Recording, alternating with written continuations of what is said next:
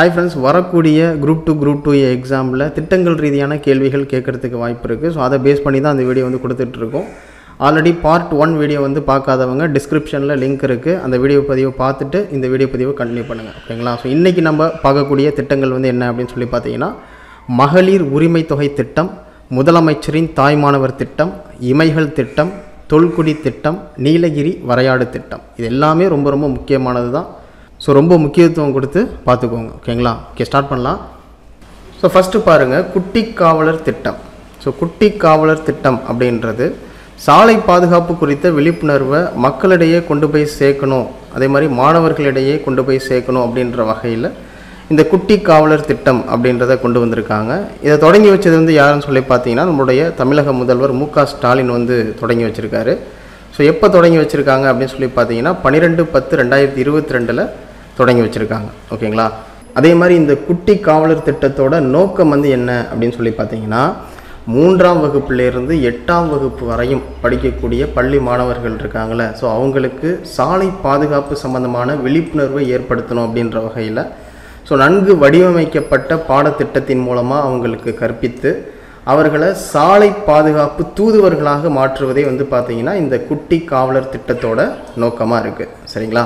So இதெல்லாம் exam point of வியூவில் எப்படி கேட்பாங்க அப்படின்னு சொல்லி பார்த்தீங்கன்னா, 3ஆம் வகுப்பு முதல் 8ஆம் வகுப்பு வரை இருக்கக்கூடிய பள்ளி மாணவர்களை சாலை பாதுகாப்பு தூதுவர்களாக மாற்றுவதே எந்த திட்டத்தின் நோக்கம் அப்படின்னு சொல்லி கேட்கலாம், ஓகேங்களா? குட்டி காவலர் திட்டம். அதே மாதிரி இந்த குட்டி காவலர் திட்டத்தை யார் வந்து தொடங்கி வச்சாங்க அப்படின்னு சொல்லி கேட்கலாம். திரு மு.க. ஸ்டாலின் அவர்கள் தொடங்கி வச்சுருக்காரு. ஸோ எந்த நாளில் தொடங்கி வச்சாங்க அப்படின்னு சொல்லி கேட்டாங்கன்னா, 12/10/2022 தொடங்கி வச்சுருக்காங்க, ஓகேங்களா? அதெல்லாம் எக்ஸாம் பாயிண்ட் ஆஃப் வியூவில் கேட்கக்கூடிய கேள்விகள், சரிங்களா? ஓகே, அடுத்தது பாருங்கள், மகளிர் உரிமை தொகை திட்டம். ஸோ இதை வந்து பார்த்தீங்கன்னா கலைஞர் மகளிர் உரிமை தொகை திட்டம் அப்படின்னு சொல்லுவாங்க. ஸோ இதனுடைய நோக்கம் வந்து பார்த்தீங்கன்னா, பெண்களோட உழைப்பை அங்கீகரிக்கணும் அப்படின்ற வகையிலையும், அதே மாதிரி பெண்களோட சுயமரியாதையை காக்கணும் அப்படின்ற வகையிலையும் தமிழ்நாடு அரசால் கொண்டு வரப்பட்ட ஒரு திட்டம் தான் வந்து பார்த்திங்கன்னா இந்த மகளிர் உரிமை தொகை திட்டம் அப்படின்றது.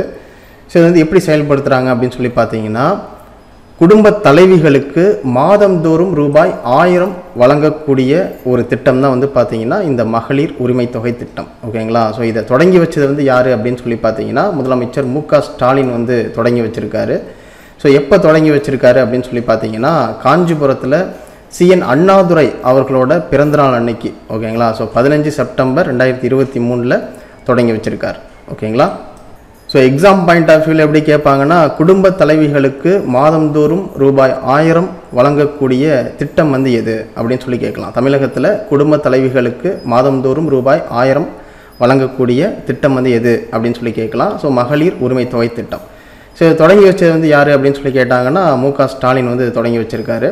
ஸோ யாருடைய பிறந்தநாள் அன்னைக்கு இந்த மகளிர் உரிமை தொகை திட்டம் வந்து தொடங்கி வைக்கப்பட்டிருக்கு அப்படின்னு சொல்லி பார்த்தீங்கன்னா, CN அண்ணாதுரை அவர்களோட பிறந்தநாள் அன்னைக்கு தொடங்கி வச்சுருக்காங்க, ஓகேங்களா? ஸோ எந்த நாளில் அப்படின்னு சொல்லி கேட்டாங்கன்னா, 15 செப்டம்பர் 2023 தொடங்கி வச்சுருக்காங்க, ஓகேங்களா? ஸோ இதெல்லாம் எக்ஸாம் பாயிண்ட் ஆஃப் வியூவில் நோட் பண்ணிங்க, சரிங்களா? ஓகே, அடுத்த திட்டம் வந்து பார்த்தீங்கன்னா முதலமைச்சரின் தாய்மானவர் திட்டம், ஓகேங்களா? முதலமைச்சரின் தாய்மானவர் திட்டம் அப்படின்றது அதனுடைய நோக்கம் வந்து பார்த்தீங்கன்னா, வறுமை கோட்டுக்கு கீழே இருக்கக்கூடிய குடும்பங்கள் இருக்காங்கள்ல, ஸோ அவங்கள வறுமையிலிருந்து மீட்கணும் அப்படின்ற வகையில் இந்த முதலமைச்சரின் தாய்மானவர் திட்டம் அப்படின்றத கொண்டு வந்திருக்காங்க. ஸோ 2024-25ஆம் ஆண்டுக்கான நிதிநிலை அறிக்கையை தமிழக சட்டமன்றத்தில் நிதியமைச்சர் தங்கம் தென்னரசு வந்து பார்த்திங்கன்னா தாக்கல் செஞ்சார். ஸோ அதில் இந்த முதலமைச்சரின் தாய்மானவர் திட்டத்தை பற்றி சொல்லியிருக்காங்க.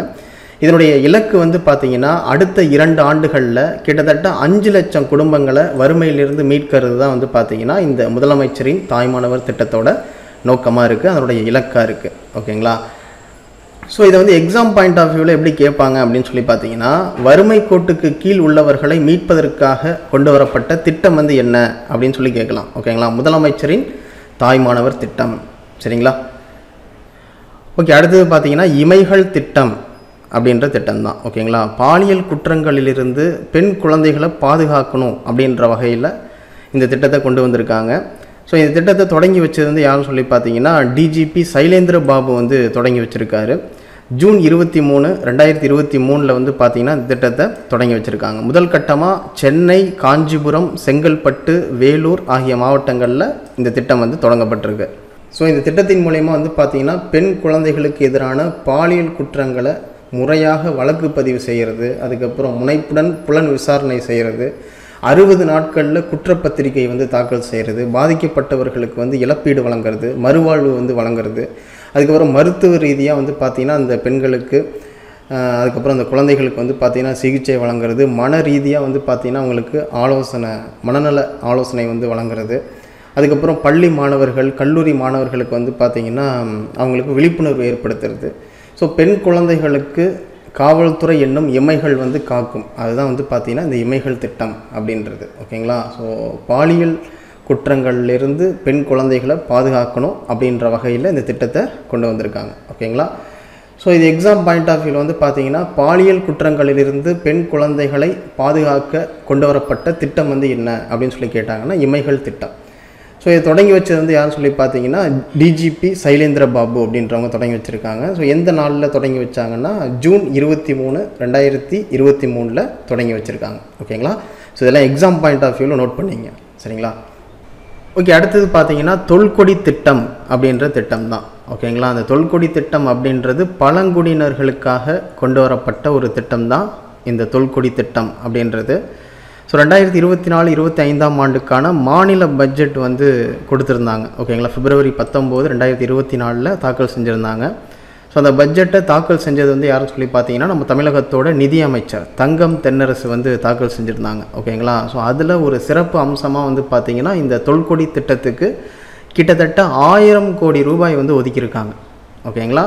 இந்த 1000 கோடி ரூபாயில் தொல்கொடி திட்டத்தின் மூலயமா பழங்குடியினர்களுக்கு வந்து பார்த்திங்கன்னா ஸோ அவங்களுக்கு சாலை வசதிகள் வந்து ஏற்படுத்தி கொடுக்குறது, அதுக்கப்புறம் குடிநீர் வசதி வந்து ஏற்படுத்தி கொடுக்குறது, அதுக்கப்புறம் தெரு விளக்குகள், அதுக்கப்புறம் நிரந்தர வீடுகள் வந்து அமைச்சு கொடுக்குறது. ஓகேங்களா? இதெல்லாம் இந்த தொல்கொடி திட்டத்தின் மூலமாக செயல்படுத்த போகிறாங்க அடுத்த 4 ஆண்டுகளுக்குள்ள. ஓகேங்களா? ஸோ இதுதான் தொல்கொடி திட்டம் அப்படின்றது. ஸோ எக்ஸாம் பாயிண்ட் ஆஃப் வியூவில் எப்படி கேட்பாங்க அப்படின்னு சொல்லி பார்த்தீங்கன்னா இந்த தொல்கொடி திட்டம் அப்படின்றது எதோடு தொடர்புடையது அப்படின்னு சொல்லி கேட்டிருந்தாங்கன்னா பழங்குடியினர் அப்படின்னு சொல்லி ஆப்ஷனில் இருக்கும். ஓகேங்களா? தொல்கொடி திட்டம் அப்படின்றது எதோடு தொடர்புடையது அப்படின்னு சொல்லி கேட்டாங்கன்னா பழங்குடியினர். ஓகேங்களா?